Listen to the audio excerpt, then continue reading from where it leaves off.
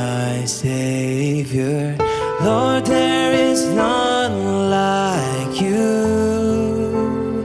All of my days I want to praise the wonders of your mighty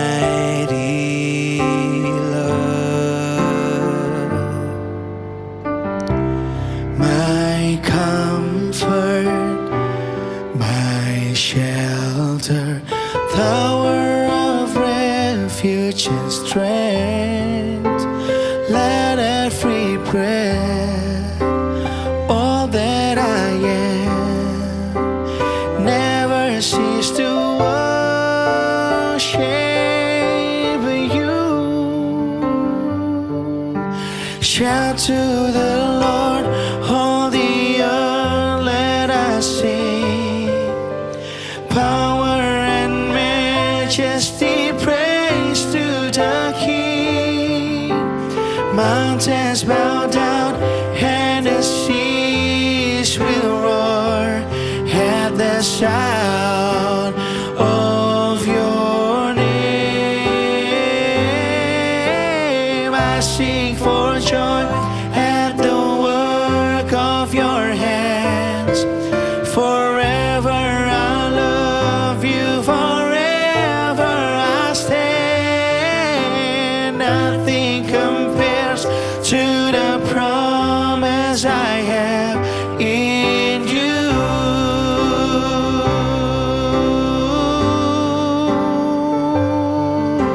Shout to the Lord, all the earth, let us sing. Power and majesty, praise to the King. Mountains bow down and the seas will roar at the sound of your name. I sing for joy at the work of your hands. Forever I love you, forever I stand. Nothing compares to the promise I have in you.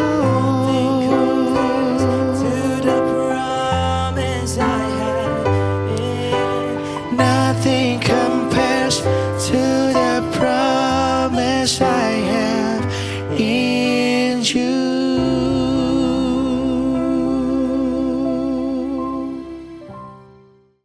Shalom, Bapak Ibu, saudara-saudari terkasih di dalam Kristus.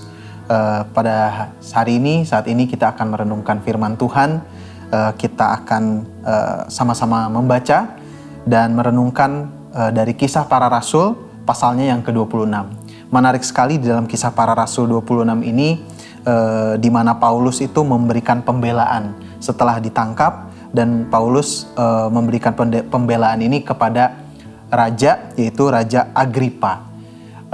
Di dalam cerita ini, Paulus yang seharusnya memberikan pembelaan yang sebaiknya, tapi kita lihat di dalam ceritanya sangat-sangat menarik.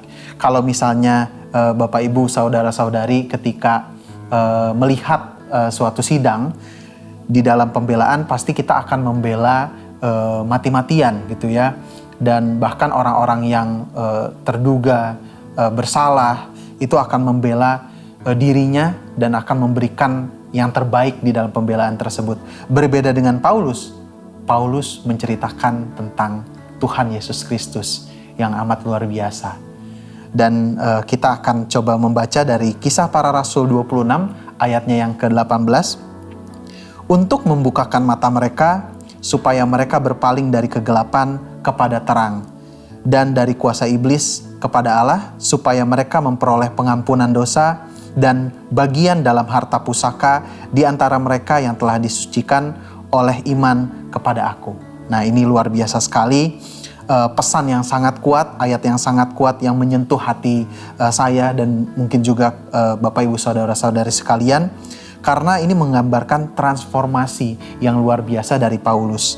Di sini Paulus menjelaskan membukakan mata. Membukakan mata ini berarti bukan hanya penglihatan fisik, tetapi Lebih dari itu, ada kerohanian baru yang diungkapkan, kemudian diberikan kepada orang-orang percaya.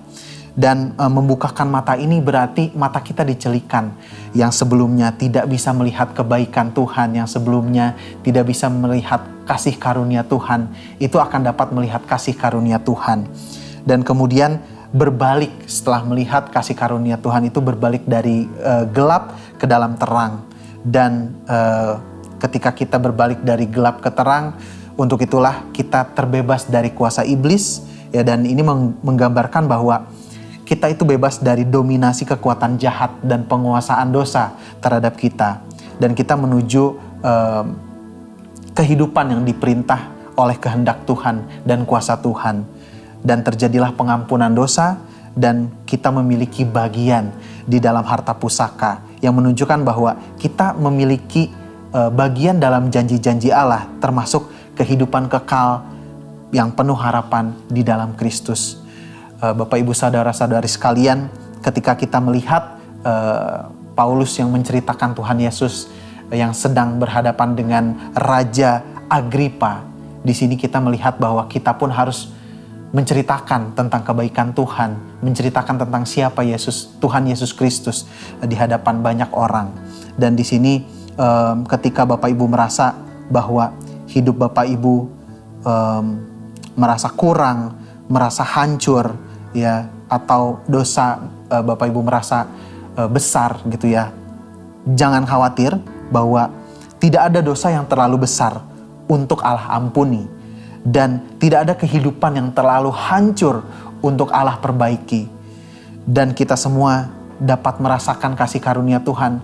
Paulus yang demikian bisa ditransformasi oleh Tuhan.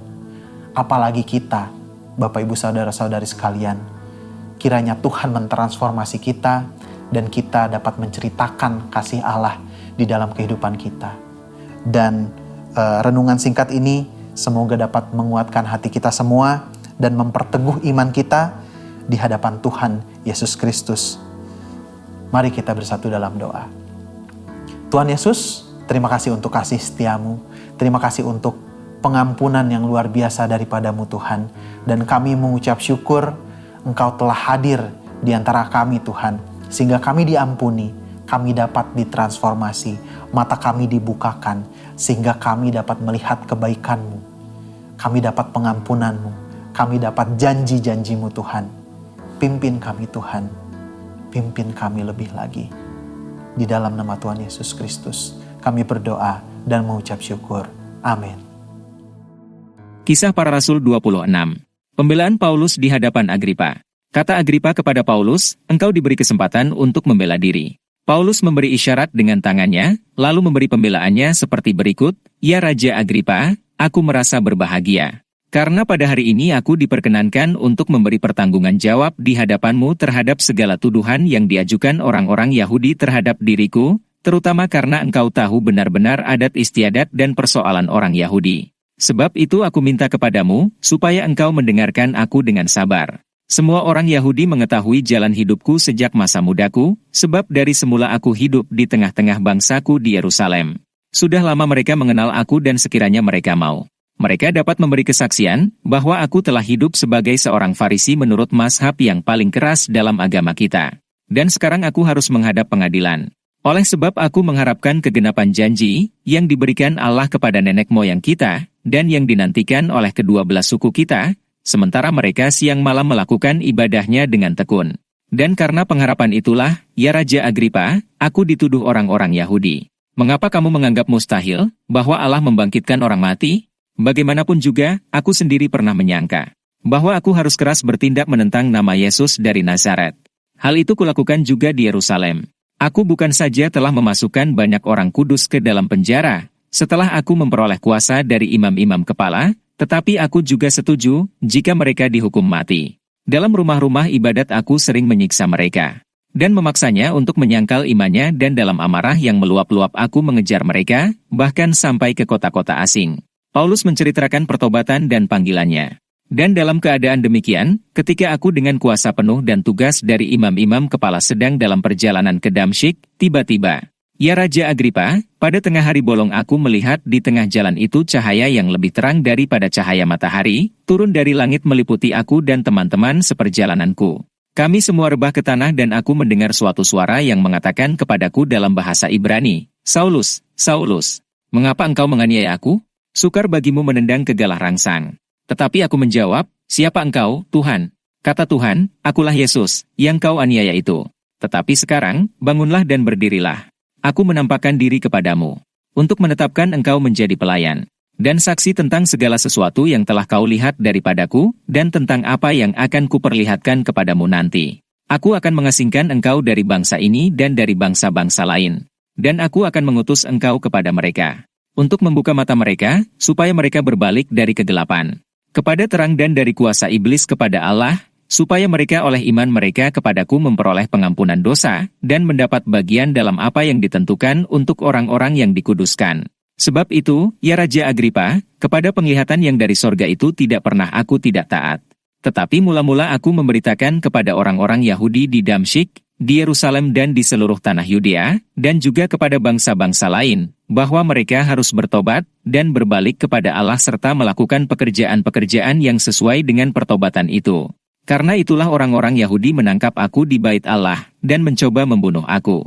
Tetapi oleh pertolongan Allah aku dapat hidup sampai sekarang, dan memberi kesaksian kepada orang-orang kecil dan orang-orang besar. Dan, apa yang kuberitakan itu tidak lain daripada yang sebelumnya telah diberitahukan oleh para nabi dan juga oleh Musa, yaitu, bahwa Mesias harus menderita sengsara, dan bahwa ia adalah yang pertama yang akan bangkit dari antara orang mati, dan bahwa ia akan memberitakan terang kepada bangsa ini dan kepada bangsa-bangsa lain. Ajakan kepada Agripa untuk percaya.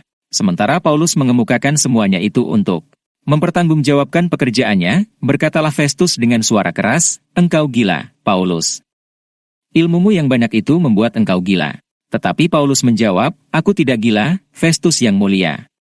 Aku mengatakan kebenaran dengan pikiran yang sehat. Raja juga tahu tentang segala perkara ini, sebab itu aku berani berbicara terus terang kepadanya. Aku yakin bahwa tidak ada sesuatu pun dari semuanya ini yang belum didengarnya, karena perkara ini tidak terjadi di tempat yang terpencil.